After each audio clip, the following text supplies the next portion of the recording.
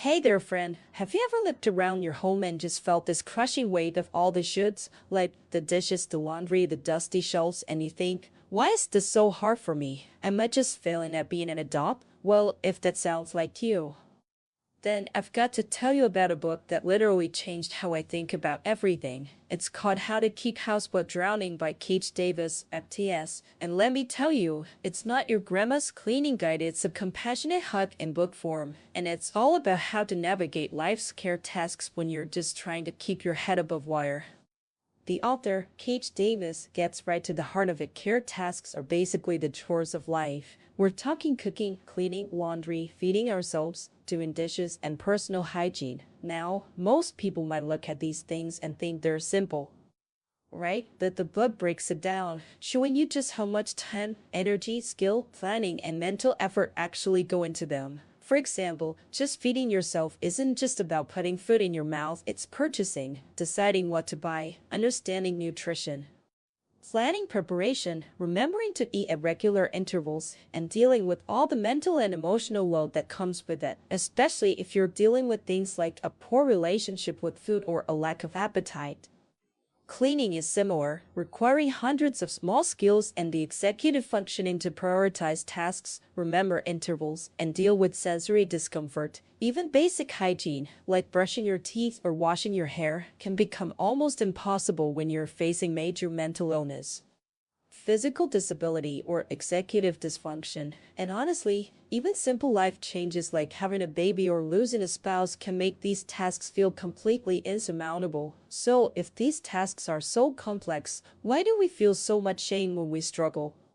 This is where the book's core message comes in, and it's a total game changer. Kate Davis states, care tasks are morally neutral. Think about that for a second. It means that whether you're good or bad at them has absolutely nothing to do with being a good person, a good parent, a good spouse, or a good friend. Literally nothing. When we view care tasks as moral, not keeping up makes us feel like failures, unsuccessful, or impolite adults. This shame is a huge problem because, as the book powerfully puts it, shame is the enemy of functioning. It's paralyzing, it saps your motivation and energy, and it often leads to avoiding the task altogether, creating this really painful cycle. The solution, according to Davis, isn't to bully yourself into doing things, but to start with kindness. You deserve kindness and love, regardless of how good you are at care tasks. She introduces the idea of the compassionate observer. You know how sometimes you have that inner bully voice saying, look at this valve, you're so lazy. And then there's the little self inside you that grieves, asking, what's wrong with me? The compassionate observer is that third voice, the one that can step in, tell the bully to stop, and reassure your little self that you're in pain but you're not failing, and you're worthy of kindness. It's about talking to yourself the way you would to a struggling friend. The book even suggests a beautiful exercise where you look at a picture of yourself as a very young child and speak to that little self with the kindness and care they deserved.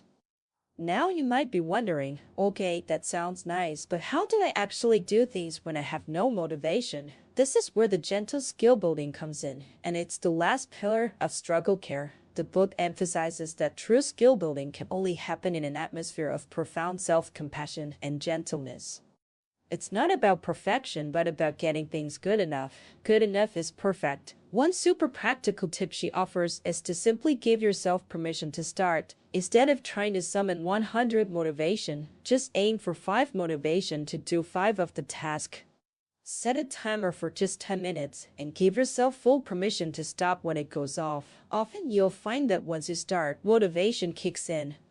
She also talks about joyful movement, putting on a happy song and just moving your body to get things going. And if your space is a total disaster, feeling overwhelmed is completely normal. But the book offers a brilliant system called 5-category cleaning. She says there are only 5 things in any room: trash, dishes, laundry, things that have a place but aren't in it, and things that don't have a place at all. You tackle them one category at a time. First, grab all the trash, then all the dishes, next, all the laundry. Then put things that have a place back in their place. And finally, deal with the no place items. This helps your brain focus and see progress quickly, which gives you little dopamine rewards and keeps you from feeling paralyzed. You don't even have to finish all categories at once. You can just do trash one day and dishes the next. For specific tasks, the book offers such validating advice. Take laundry, for instance. She shares her own story of living out of a giant pile of clean laundry for 7 months after her second baby was born during the pandemic, and her takeaway: it's not failure. It's laundry. She challenges those preconceived ideas about laundry. Does it all really need to be folded? No. Denny's athletic shorts pajamas can just be bunched in a drawer. Does it have to be put away? Who says if leaving it in a clean basket works for you? That's perfectly valid. The function is to have clean clothes to wear. It's about finding what works for you functionally, not trying to achieve some moral ideal. And speaking of functionality, this book completely shifts your perspective on why we do care tasks at all. It's not that we exist to serve our space, but your space exists to serve you. We do these tasks not because we're trying to be good a moral reason, but because they help us live our joyful lives a functional reason. Like, cleaning the kitchen counter isn't about being a good wife, but about having a clean space to prepare food. You only need to clean a small corner if that's all you need to function. This functional mindset extends to bigger picture concepts like harm reduction. The book says if you're struggling to function, you're not responsible for saving the world. If using paper plates helps you eat, or throwing away recycling helps you move forward, then do it. You can't save the rainforest if you're depressed. She uses the powerful analogy of dropping plastic balls versus glass balls. Glass balls are the non-negotiables: feeding yourself, caring for your kids, taking medication, addressing your mental health. Dropping these has devastating consequences. Plastic balls like recycling or veganism are important, but they won't shatter your life if you drop them temporarily. They can be picked up later when you have more capacity. Another huge concept is that rest is a right, not a reward. How many of us feel like we can't rest until everything is done? The book says that's a trap. Care tasks never end, and if you wait until everything is done, you'll never rest. Rest is just as important as sleep for your well-being. It's a conscious recharging activity that allows you to connect, slow down, and just be, rather than being productive.